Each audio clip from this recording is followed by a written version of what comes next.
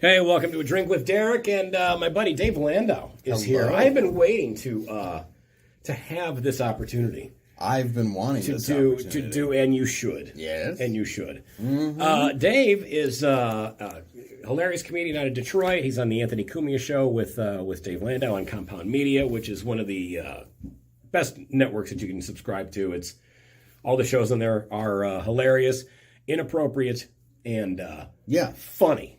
Well, that's why it works. I know. And you've been on it a billion times. So, yeah. So much fun. On it. Yeah. So much fun doing that. No PC, no nothing. Just enjoy it. No, not even close. And it's an absolute riot.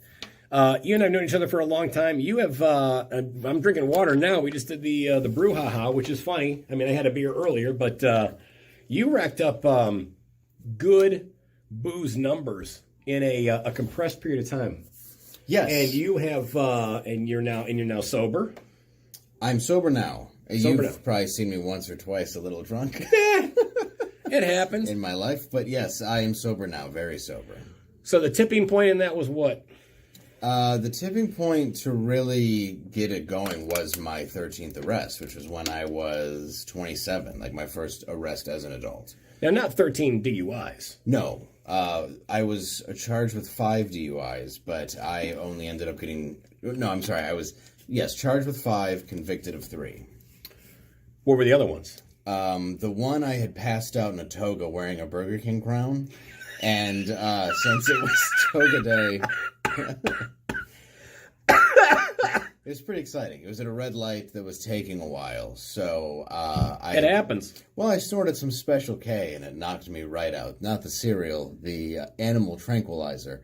Because if anything goes better on a sunny day with booze...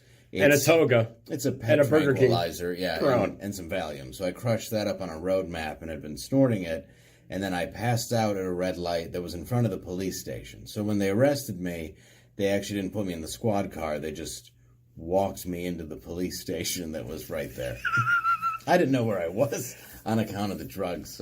I can't believe I've never heard this story. Because your act is an open book on your life. Yes. And, you talk about, working, or you and your brother got busted when you were drinking for throwing White Castle cheeseburgers at a hooker. Yeah, and there's another person involved in that story, but right. I just leave it at my brother and I for the sake of, no problem. Their family. But you're talking about being institutionalized and stuff like that too.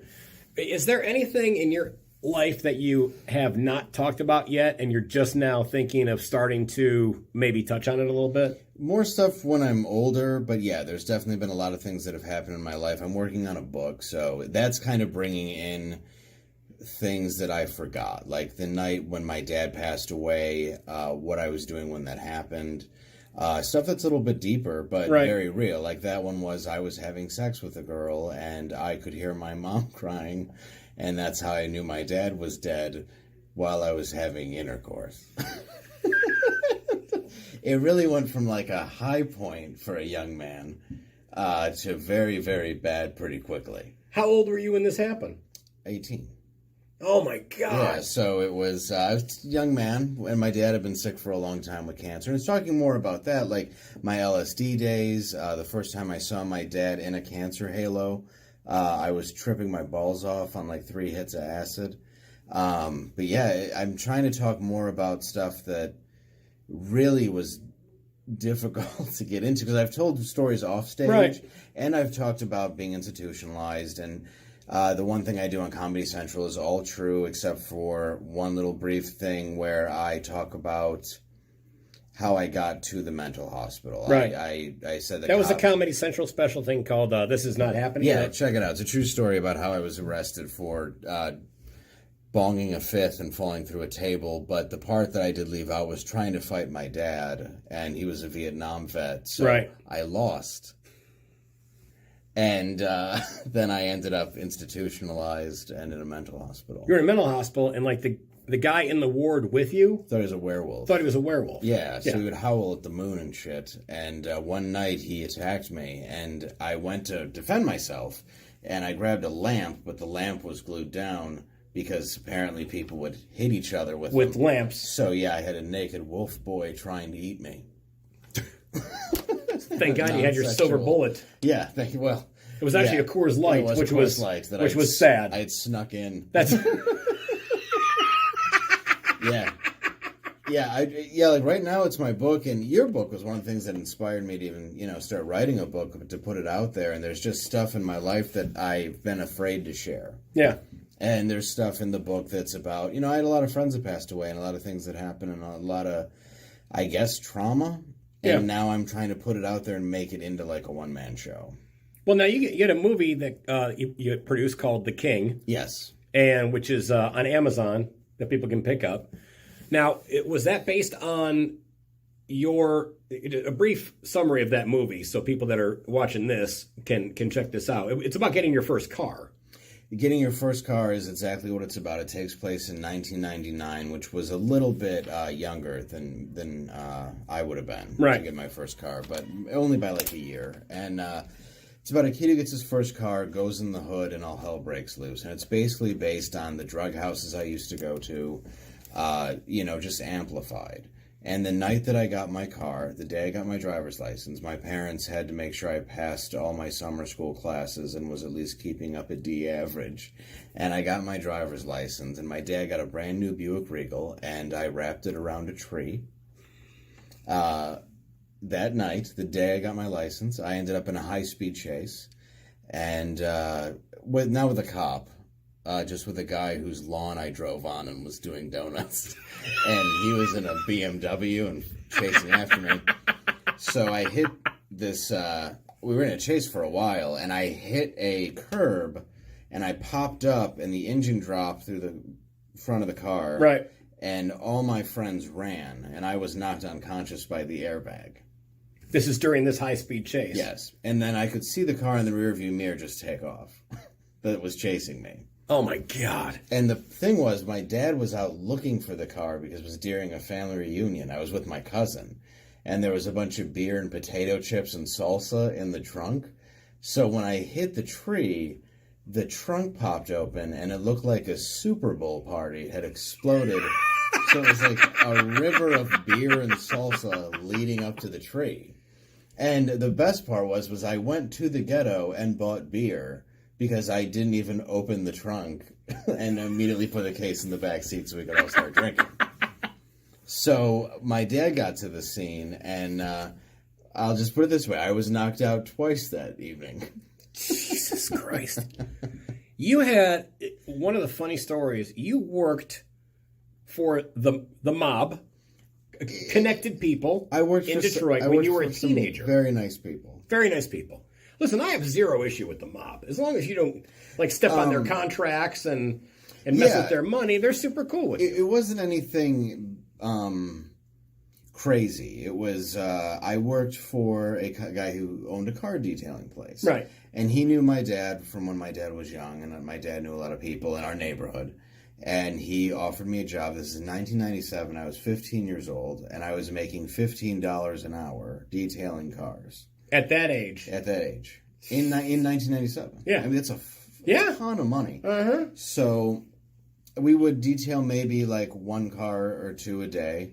We would do a good job. My car is still to this day spotless. It is a skill that I acquired. But it's like you're smoking cigarettes, and every few minutes the guy's coming in like, hey, I went to Bomarito's and got a sub. Have some sandwiches. Right. Have some Buscemi's pizza. Here you go.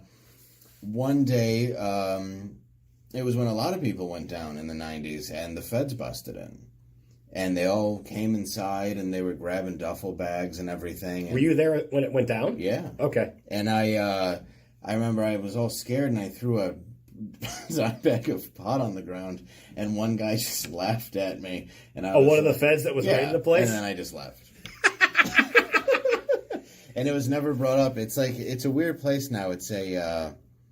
It's like a little foreign car store for like Ferraris and stuff, like a little small thing. But yeah, at the time it was just I think it was money laundering or something. I'm not really sure, but all I knew was he knew my dad was sick. He gave me a really helping hand, and they were really nice people to me. So did you know they were connected at the time? I mean, you kind of know reputations people have, right? But when you're that young, you just know it as Mr. This, Mr. You know what I mean? It's not. I knew that certain people were known for things, but I never, even to this day, the people who I grew up with that are related to all those people, I mean, most of them are, I think they're all legit now. And even then, I just assumed it was a car wash. You know? I mean, it was. Yeah, I mean, for a few cars. I never saw him do one thing that was anything but kind. Right. So it was an interesting time. But yeah, they took down a lot of people in our area in a couple years, and that happened to be my story. I'm laughing at the feds laughing at you throwing the dime bag down. I will that never was forget. That was your 9/11. Yeah, and you threw it down, and the guy just laughed. He's like, "This is not why we're here. This is really not why we're here.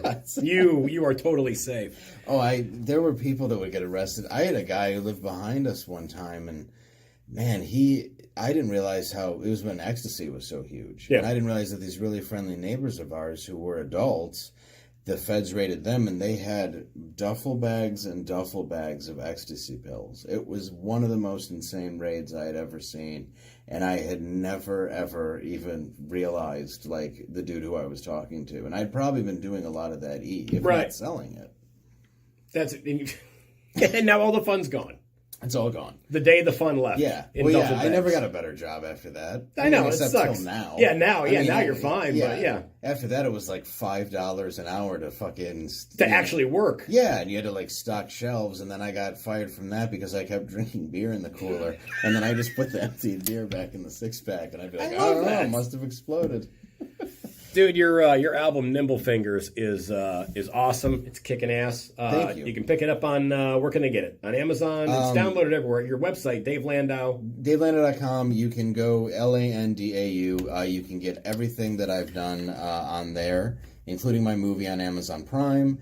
You can buy it on Amazon, or if you have Spotify, Apple, all that stuff, Nimble Fingers, brand new album. It's all available on there. And yeah, my next thing to say it is a one-man show where I'm really trying to delve into my one-man show and my book about my life. Nice. Because, yeah, like you and everybody else that we hang with knows my darker stories instead of what I've just put out there. And my challenge is to really get it out there now. You're hands down one of the funniest people that I work with, and we're going to be working together at Brad Garrett's Comedy Club this summer. Yeah. At the MGM in Las Vegas. So get out there. There you go. And see thing 1 and thing 2. Yes. And pick up a copy of Nimble Fingers, and check out Dave on the Anthony Cumia Show with Dave Landau. Compound Media, it's compoundmedia.com. Yes. And subscribe. It doesn't cost you like nothing. Yeah, use the code COMPOUND20 with a capital C, 20% off. It'll be like $6.